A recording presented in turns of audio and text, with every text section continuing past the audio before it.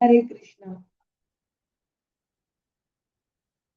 हरे कृष्ण. आज आपण आपलं जे 108 पूर्ण भगवद्गीतेचे श्लोक आहेत, आज आपण त्यातील 51-17ला सुरुवात करत आहोत. त्या अगोदर आपण राधापंजी बिहारी निताई कौर भगवान, सगळे आचार्य, सगळे गुरु आणि सगळे भक्त, विशेष करून हे इथं उपस्थित असलेले भक्तांच्या चरणावर प्रणाम करून आपण आज आपला जो 7वा अध्याय 16वा श्लोक आहे त्याला समजण्याचा प्रयत्न करूया. या 16व्या श्लोकामध्ये आपल्याला श्रीकृष्णाकडे येणाऱ्या 4 प्रकारच्या भक्तांचे सखोल विश्लेषण, कोणत्या कारणाने कृष्णाकडे येणे हे मंगलमय आहे हे आपल्याला समजायला मिळणार आहे. तर आपण सुरुवात करूया आजच्या श्लोकाला.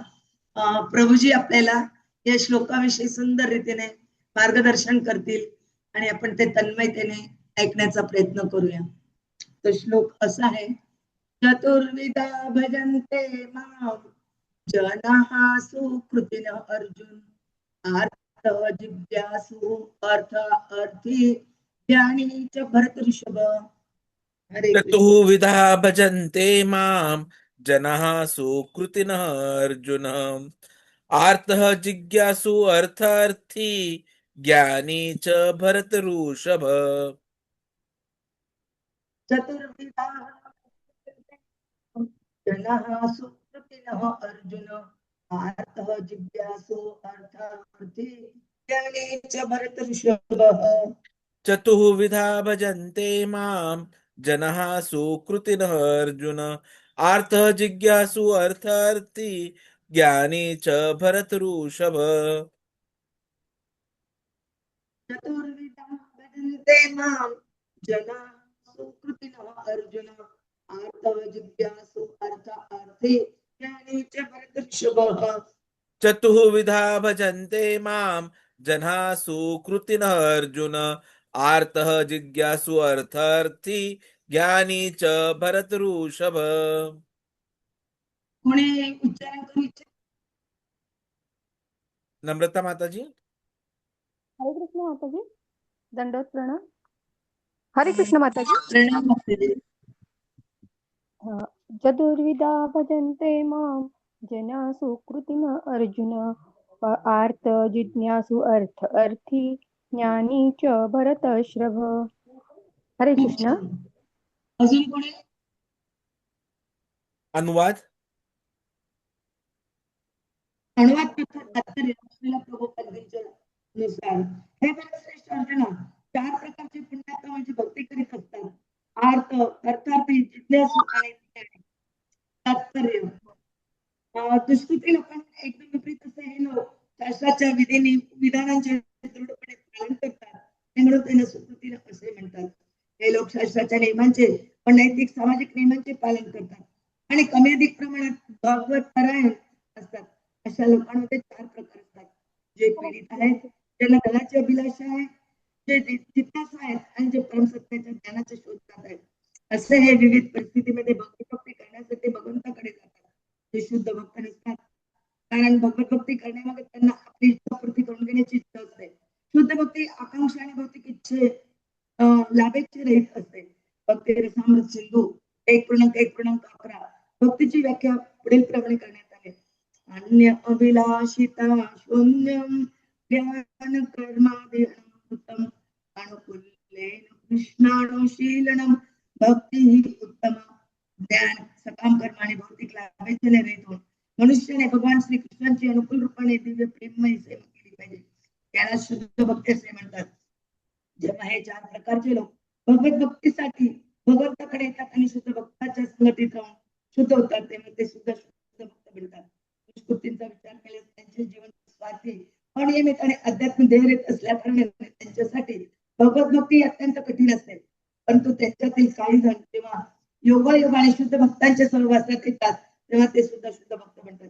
जे लोक नेहमी सकाम करण्यामध्ये व्यग्र असतात, ते संकट समय भगवंताकडे येतात आणि त्यावेळी शुद्ध भक्तांच्या सहवासामुळे ते संकटकाळी भगवत भक्त बनतात. जे वैफल्यग्रस्त असतात, ते सुद्धा कधी कधी शुद्ध भक्तांच्या सहवासात येतात आणि भगवत ज्ञानामध्ये जिज्ञासू होतात. त्याचप्रमाणे जेव्हा शुष्क ब्रह्मज्ञानी ज्ञानाच्या प्रत्येक मार्गामध्ये विफल होतात, तेव्हा ते भगवंताकडे भगवत भक्ती करण्यासाठी येतात.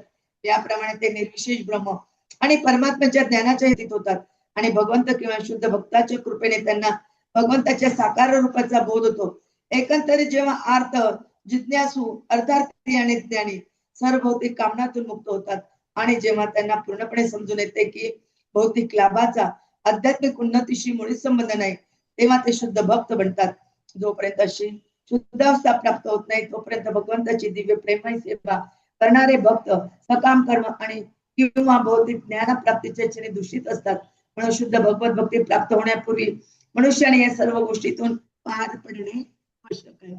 ओम ज्ञानतिमिरन्धस्य ज्ञानांजन शलाकया चक्षुरुन्मीलितं येन तस्मै श्री गुरवे नमः. श्री चैतन्य मनोभीष्टं स्थापितं येन भूतले स्वयं रूप कदा मह्यं ददाति स्वपदान्तिकं. वन्देऽहं श्रीगुरोः श्रीयुतपदकमलं श्रीगुरून् वैष्णवांच श्रीरूपं साग्रजातं सगण रघुनाथान्वितं तं सजीवं साद्वैतं सावधूतं परिजन सहितं कृष्ण चैतन्य देवं श्री राधा कृष्ण पादान् सगण ललिता श्री विशाखान्वितांच नमो ओम विष्णुपादाय कृष्ण प्रेष्ठाय भूतले श्रीमते भक्ति वेदांत स्वामिनिति नामिने नमस्ते सरस्वते देवे गौरवाणी प्रचारिणे निर्विशेष शून्यवादी पाश्चात्य देश तारिणे वाञ्छा कल्पतरुभ्यश्च कृपा सिन्धुभ्य एव च पतितानां पावनेभ्यो वैष्णवेभ्यो नमो नमः. जय श्री कृष्ण चैतन्य प्रभु नित्यानंद श्री अद्वैत गदाधर श्रीवासादि गौर भक्तवृंद. हरे कृष्ण कृष्ण कृष्ण हरे हरे हरे राम राम राम हरे हरे हरे कृष्ण कृष्ण कृष्ण हरे हरे हरे राम राम राम हरे हरे हरे कृष्ण कृष्ण कृष्ण हरे हरे हरे राम राम हरे हरे हरे कृष्ण. पुन्हा आपण एकदा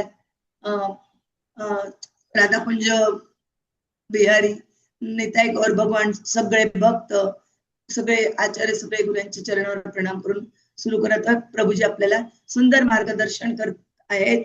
आपण शांततेने एकाग्रतेने विनम्रतेने ऐकण्याचा प्रयत्न करूया. हरे कृष्ण. हरे कृष्ण.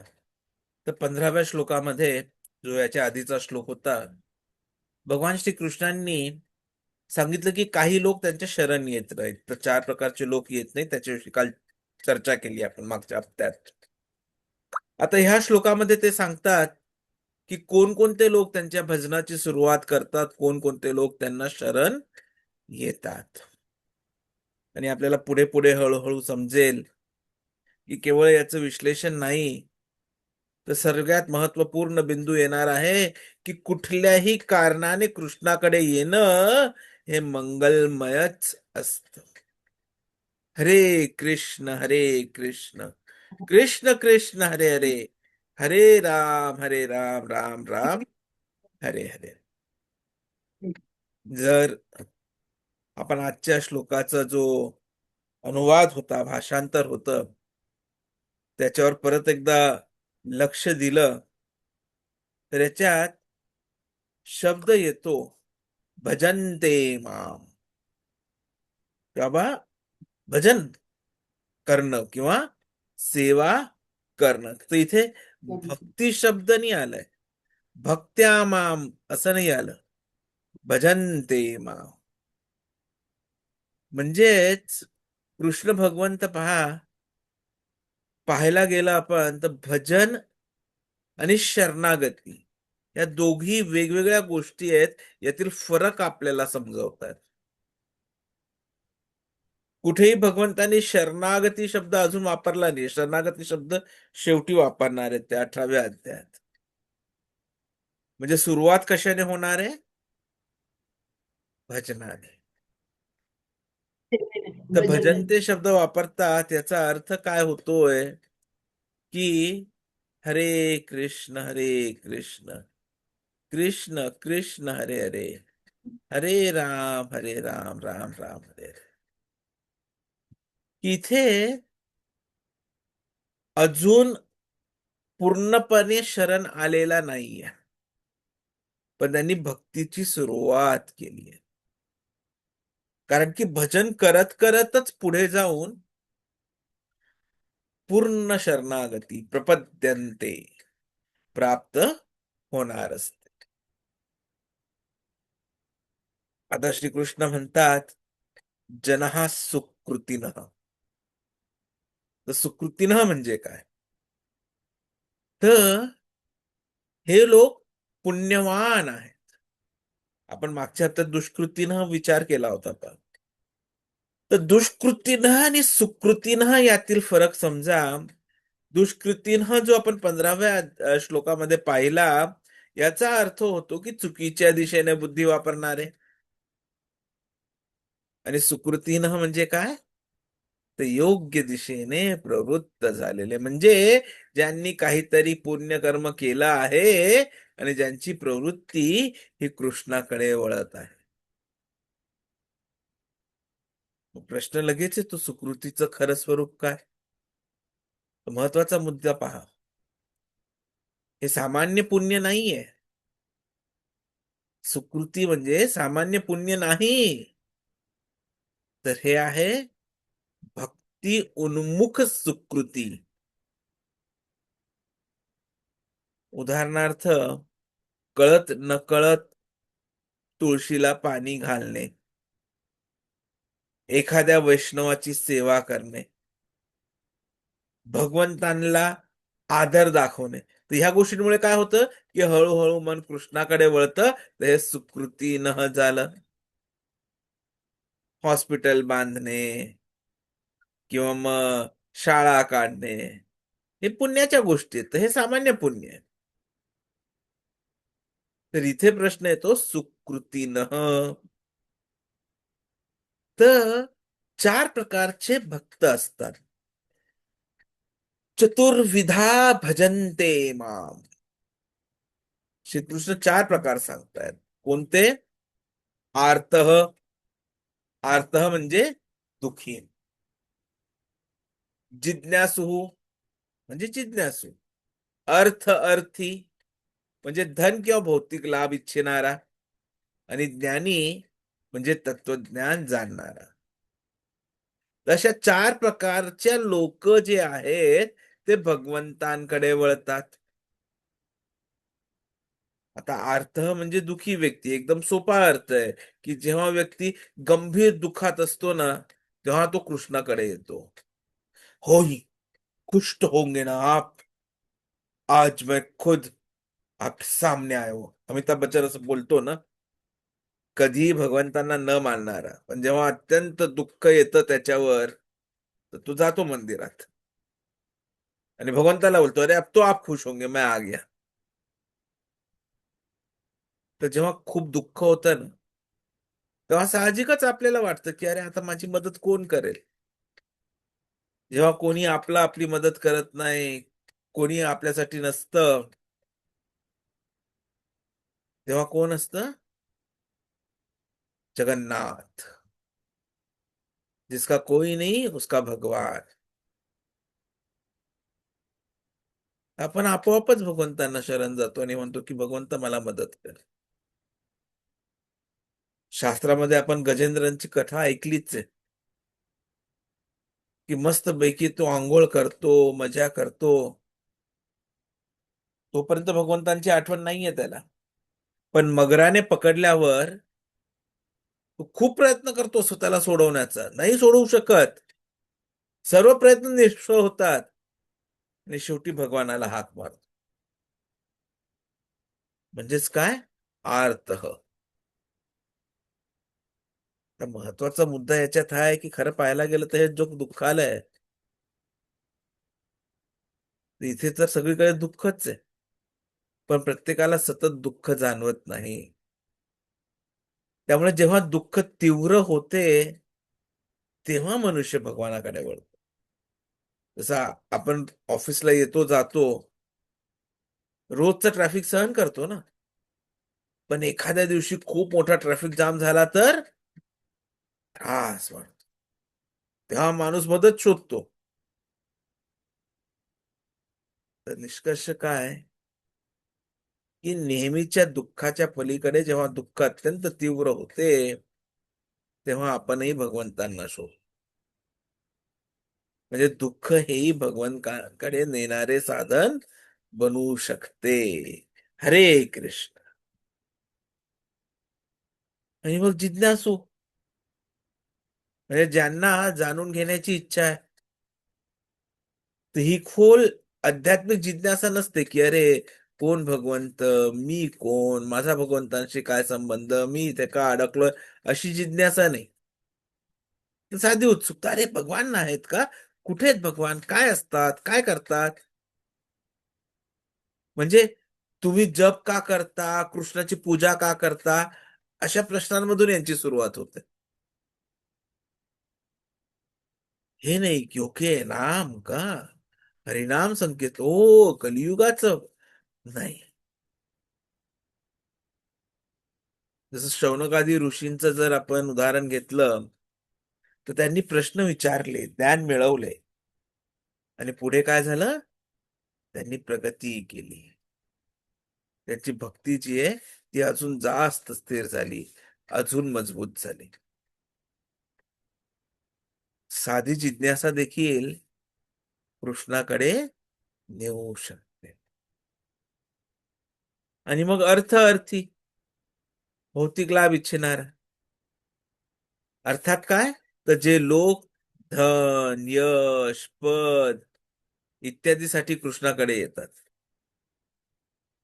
जसं आपण ध्रुव बाळाची कथा ऐकली आहे, तर ध्रुव महाराज जेव्हा लहान होते तेव्हा ते जंगलात गेले आणि त्यांनी तपश्चर्या केली, पण कशासाठी, त्यांना राज्य हवे होते, अशी जागा हवी होती जिथं त्यांची जी सावत्र आई आहे त्याला उचलून उठवू शकणार नाही. तर अशी जागा मिळावी, राज्य हवं, म्हणून भगवानाची त्यांनी उपासना केली. तर अर्थ अर्थी. महत्वाचा मुद्दा काय, की कृष्ण असे लोक नाकारत नाहीत. ते म्हणत नाही तू चुकीच्या हेतूने आला होतास. उलट त्यांना सुकृतीनं म्हणतात कृष्ण भगवंत. की जरी उद्देश भौतिक असला तरी कृष्णाकडे येणे हेच शुभ आहे.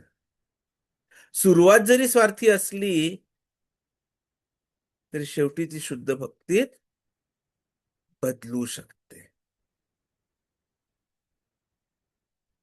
आपण आपला स्वतःचा विचार करूया की कृष्ण भावनामृत मध्ये यायच्या अगोदर आपणही भगवंतांसोबत आदान प्रदानच करत होतो ना, बिझनेसच करत होतो. नारळ व्हायचो, उपवास करायचो की एवढं एवढं करतो, मला हे मिळवून दे.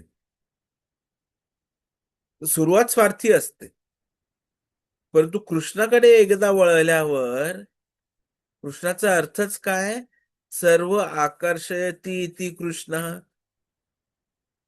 कृष्ण आपलं मन हरून घेतो आणि मग आपण कृष्णापासून दूर जाऊच शकत नाही.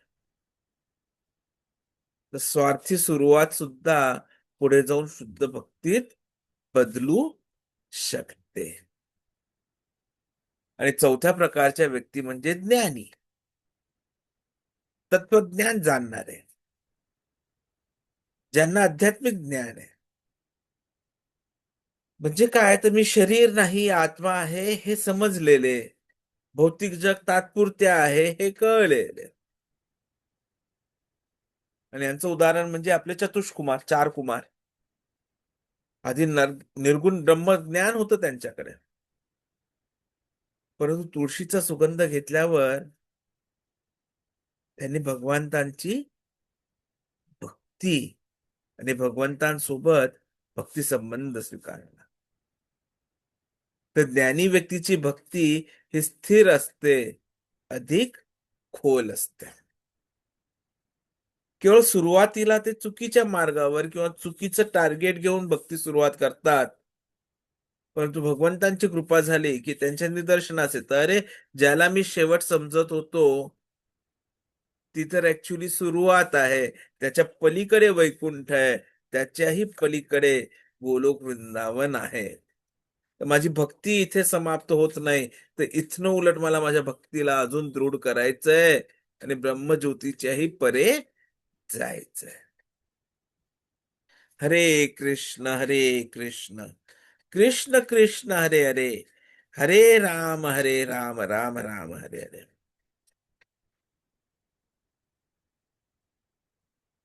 विचार करायला गेलो तर प्रत्येक जण कधी ना कधी कुठल्या ना कुठल्या संकटात येतो. पण मग लोक संकटात काय करतात यावर निर्भर असतं की त्याचा आयुष्याचा पुढचा प्रवास हा कसा जाईल. भरपूर महत्वाची तुलना काही आचार्य लोक या श्लोकावर जेव्हा चर्चा करतात तेव्हा देतात, की ज्या लोकांना संकटामध्ये असतात आणि समजा त्यांच्यामध्ये अज्ञान अर्थात तमोगुण हा हावी असेल, तर ते लोक काय करतील? मद्यपान, हिंसाचार आणि त्याच्यामध्ये ते आपलं आयुष्य गुरफटतील. आणि आपण हे पाहतोच समाजामध्ये. समजा तमोगुणाच्या ऐवजी रजोगुण जर अधिक असेल, तर मग हे लोक काय करतात? पैशाच्या मागे धावतात, इंद्रिय सुखाच्या मागे धावतात, व्याभिचार. संकटातून बाहेर पडायचंय, अगदी गधड्यासारखं मेहनत करत राहतात. आणि समजा सतोगुण प्राधान्यता असेल, तर मग ते ज्ञानाच्या मागे धावतात, विश्लेषणात्मक आयुष्य जगायचा प्रयत्न करतात आणि शोधायचा प्रयत्न करतात की या संकटातून बाहेर कसं यायचं. परंतु जे आध्यात्मिक असतात, पारमार्थिक असतात, ते काय करतात? कृष्णाला शरण जातात. कृष्णम शरणम वंदेहम. त्या श्लोकातील लोक पहा, सत्वगुणात आहेत, परंतु ते थेट शरण येत नाहीत, पण भजनाची सुरुवात करतात. आणि पुढे जाऊन त्यांना भक्ती मिळणार असते. तर शुद्ध भक्ती कशी प्राप्त होते? सकाळी सुद्धा आपण चर्चा करतच होतो. श्रील प्रभुपाद सांगतात, हे 4 प्रकारचे भक्त सुरुवातीला शुद्ध भक्त असतात, परंतु शुद्ध भक्तांच्या संघाने ते शुद्ध होतात. तर प्रगतीचा मार्ग काय झाला? भजनाची सुरुवात, साधू संघ, शुद्धीकरण आणि मग नंतर शुद्ध भक्त. तर स्तर आहेत पहा. जसं स्पेक्ट्रम ऑफ डिव्होशन आपण सकाळच्या सत्रामध्ये ऐकलं, तसं भक्तीमध्ये सुद्धा हे स्तर आहेत. सुरुवात कनिष्ठ अधिकारी म्हणून होते, पुढे मध्यम अधिकारी, मध्यमा भक्ती, आणि जेव्हा भक्तांबद्दल आदर निर्माण होतो तेव्हा प्रगती होते, आणि मग आपण पुढे जाऊन काय कुठल्या स्तरावर पोहोचतो? उच्च अधिकारी स्तरावर. तर हळूहळू आपल्यामध्ये बदलाव होत राहतो. जसं जसं आपण भगवंतांना समजतो, तसं तसं आपल्याला भगवंत स्वतःविषयी अजून ज्ञान देत राहतात आणि आपली विनम्रता वाढत जाते. तत्व एकच आहे, कोणत्याही कारणाकडे कृष्णाकडे या, ते मंगलमयच आहे. पुढे आपण पाहणार आहे पुढच्या श्लोकांमध्ये, 18व्या श्लोकामध्ये पुढे म्हणतात श्रीकृष्ण, उदाराः सर्व एव एते, हे सर्व भक्त महान आहेत. परंतु त्याला वेळ आहे, त्याच्या अगोदर आपण 17वा श्लोक पुढच्या रविवारी पाहणार आहोतच. तर अंतिम निष्कर्ष काय आहे? की हा 16वा श्लोक आपल्याला शिकवतो की लोक वेगवेगळ्या कारणांनी कृष्णाकडे येतात. परंतु तरी सुद्धा ते सर्व काय आहेत? सुकृतीनं आहेत. तर त्या 4 प्रकारचे लोक आपण पाहिले. आर्त, जिज्ञासू, अर्थार्थी आणि ज्ञानी. तर सुरुवात कोणत्याही कारणाने झाली तरी चालेल. परंतु महत्वाचं काय आहे? कृष्णाकडे वळणं. आणि योग्य संघाने ती सुरुवातच शुद्ध भक्तीत परिवर्तित होते. तर मग आपल्यासाठी काही प्रॅक्टिकल टिप्स. येस. आज आपण दर रविवारी एकत्र येतो, तसं प्रयत्न करून रोज एकमेकांना भेटत राहायला पाहिजे. भक्तांचा संघ महत्वाचा आहे. दुसरा आहे ग्रंथ वाचन. जसं मंगला माताजी आपल्याकडे जॉईन झालेल्या आहेत, सखी शिरोमणी माताजी आहेत. दररोज सकाळी 11:30 वाजता ग्रंथपठण करतात. दिवसभर ग्रंथपठण चालू राहतं नंतर त्यांचं ऑनलाईन गुगल मीटवर. तर ग्रंथपठण. तिसरा आहे जप. कारण की जप जो आहे, हरिनाम जो आहे, तो कलियुगासाठी विशेषतः सांगितलेला मार्ग आहे. आपण तपस्या करू शकत नाही, आपण यज्ञ करू शकत नाही, परंतु आपण हरिनाम घेऊ शकतो. त्यामुळे हरिनाम जप. चौथा आहे केवळ आणि केवळ कृष्ण प्रसादाचं सेवन करा. तुम्ही तुमच्या शरीरात आत काय घालता आणि काय पोषण देता, त्याप्रमाणे तुमचं मन, तुमचे विचार हे आपोआप बदलतात. त्यामुळे कुठलाही पदार्थ भगवंतांना आधी द्या आणि त्याच्यानंतरच तो भगवंतांचा उच्चिष्ट असा प्रसाद म्हणून स्वीकार करूनच स्वतःच्या घासात टाका. विग्रह सेवा. घरात विग्रह नसतील तर कमीत कमी लॅमिनेटेड पोस्टर्स टाका आणि त्यांची सेवा करा, आरती करा, त्यांना पूजा करा, भोग लावा. आणि वैष्णवांची सेवा, जे आपण आता पाहिलं. कारण की वैष्णवांची सेवा झाली की कृपा मिळते, मग गुरुची कृपा मिळते आणि मग कृष्णाची कृपा होते. हरे कृष्णा. दंडवत प्रणाम. वांछा कल्पतरुभ्यश्च कृपा सिंधुभ्यश्च पतितानां पावनेभ्यो वैष्णवेभ्यो नमो नमः.